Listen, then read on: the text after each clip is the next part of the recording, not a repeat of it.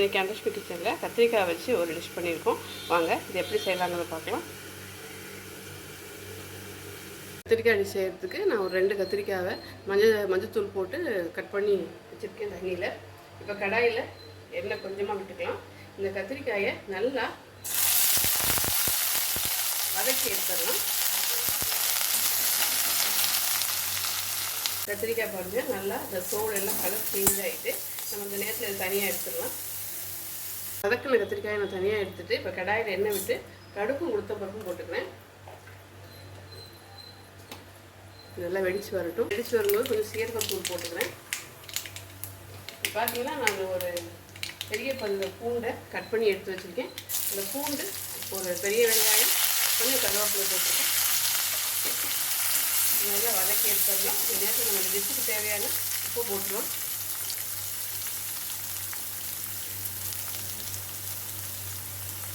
வெங்காயம் நல்லா வதங்கட்டும். வெங்காயம் நல்லா வதங்கிடுச்சு. இந்த நேரத்தில் நான் ஒரு சின்ன பச்சை மிளகாவை கட் பண்ணி எடுத்து வச்சுருக்கேன், அதை போட்டுக்கிறேன்.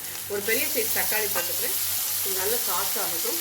தக்காளி நல்லா மேஷ் ஆகிட்டு பாருங்கள், நல்லா மசிச்சு விட்டுருவேன். இப்போ அதை வேக வச்சுருக்கிறேன் வதக்கின இந்த கத்திரிக்காயை போட்டுக்கலாம். ஒரு பரட்டி விட்டுக்கலாம்.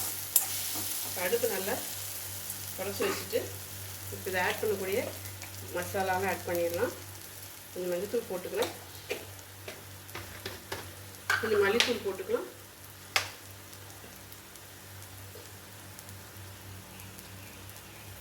சில்லி பவுடர், குழம்பு மிளகாத்தூள் இருந்தாலும் நீங்கள் போட்டுக்கலாம்.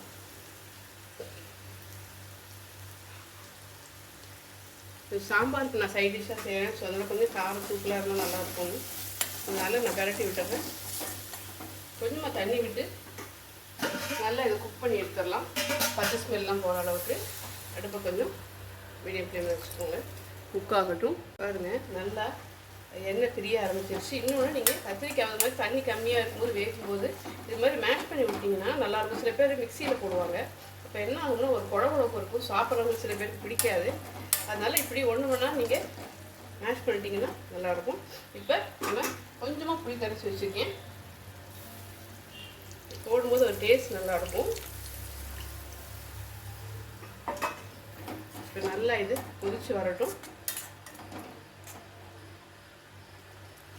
நல்லா புளி வெந்துருச்சு. திரும்ப எண்ணெய் மேலே கட்டிட்டு வந்திருக்கு. சூப்பரான இந்த கத்திரிக்காய் டிஷ் முடிஞ்சிருச்சு. ட்ரை பண்ணி பாருங்கள். இப்போ கத்திரிக்காய் பிடிக்காதவங்க கூட விரும்பி சாப்பிடுவாங்க. நான் வந்து இன்றைக்கி சாம்பாருக்கு தான் இது வந்து சைட் டிஷ்ஷாக பண்ணியிருக்கேன்.